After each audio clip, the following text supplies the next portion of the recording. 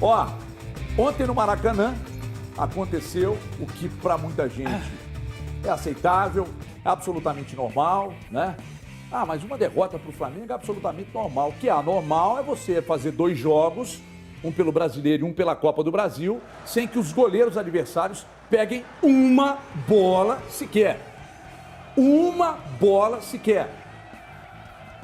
Aí eu venho falando muito aqui que, para mim, o aspecto coletivo do Atlético está derrubando a qualidade técnica individual. E ontem ficou muito claro para todos nós. Não existe confiança por parte do torcedor com o técnico atleticano, que está mais para comandante de vestiário do que organizador de time. E vou além para não virar o escova do programa. Um elenco que custa e que tem a qualidade, não é só questão de custo, porque o do Grêmio custa caro e não é tão bom. O do Atlético custa muito caro e é muito bom. Quando você olha para o campo e vê o Everson salvando, até de forma atabalhoada, Mariano caindo de rendimento, Nathan Silva caindo de rendimento, que aliás já deveria ter saído para a entrada do Igor Rabelo há tempos, eu venho falando isso aqui. Alonso com falhas bizonhas e bizarras. Arana fazendo o pior jogo dele com a camisa do Atlético.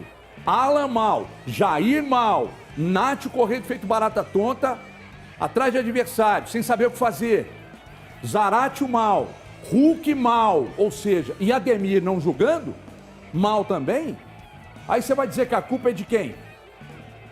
É de quem organiza, é de quem faz exercício de repetição, é de quem treina. E me parece que isso não está acontecendo.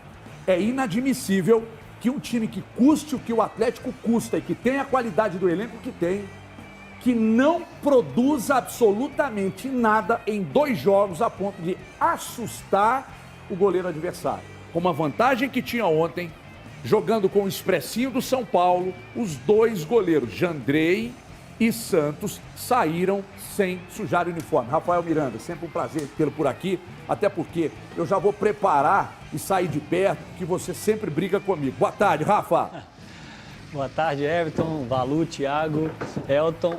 Prazer estar aqui, né?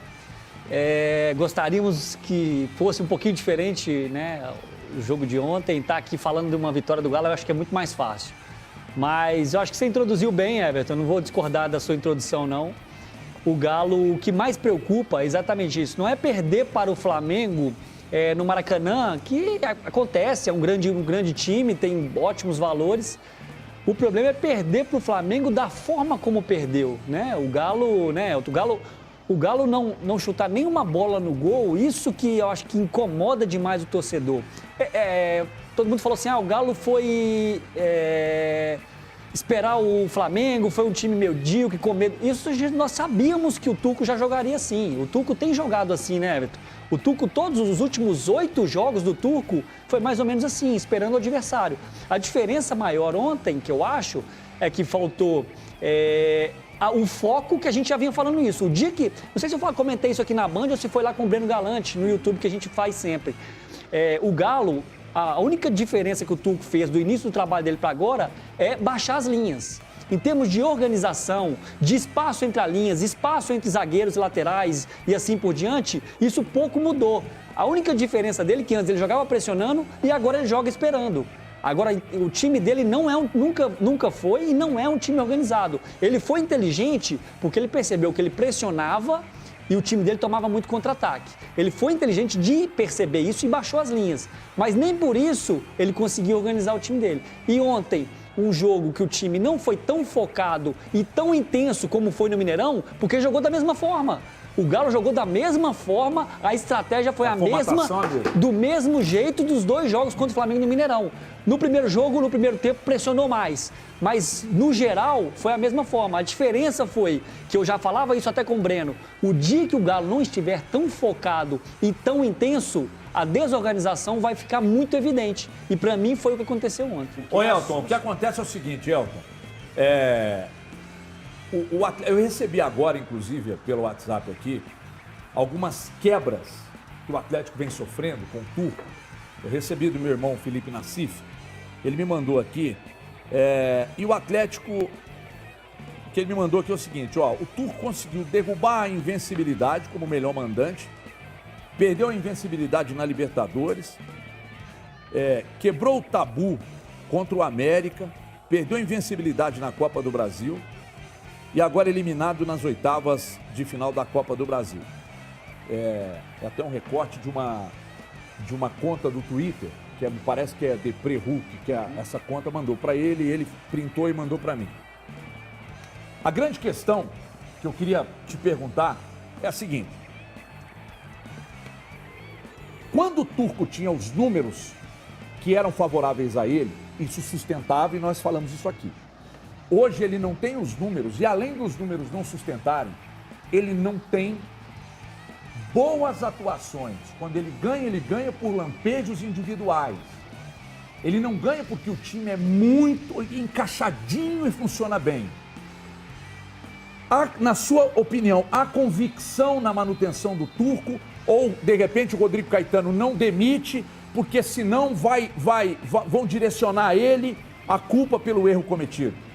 E aí? Everton, eu acho que a batata do Turco realmente já está mais que assando. Eu fui grande defensor do Turco aqui, várias vezes discuti com os meninos a respeito disso, dessa situação, o momento que o Atlético vivia, acreditava bastante... Você defendeu tanto que eu achava que você estava morando junto com ele. Pois é, eu defendi bastante. Hoje, nas últimas partidas que eu tenho acompanhado do Atlético, é assim, deprimente ver tudo que aconteceu com o Atlético nesses últimos jogos. A questão de não ameaçar o gol adversário é um fato muito preocupante mesmo. Estava conversando antes com o Rafael Miranda aqui, antes do programa começar, que não tem problema nenhum jogar com o regulamento debaixo dos braços. O Atlético vencia a partida de 180 minutos por 2-1. Foi assim que ele foi para o Maracanã. Não tem problema nenhum.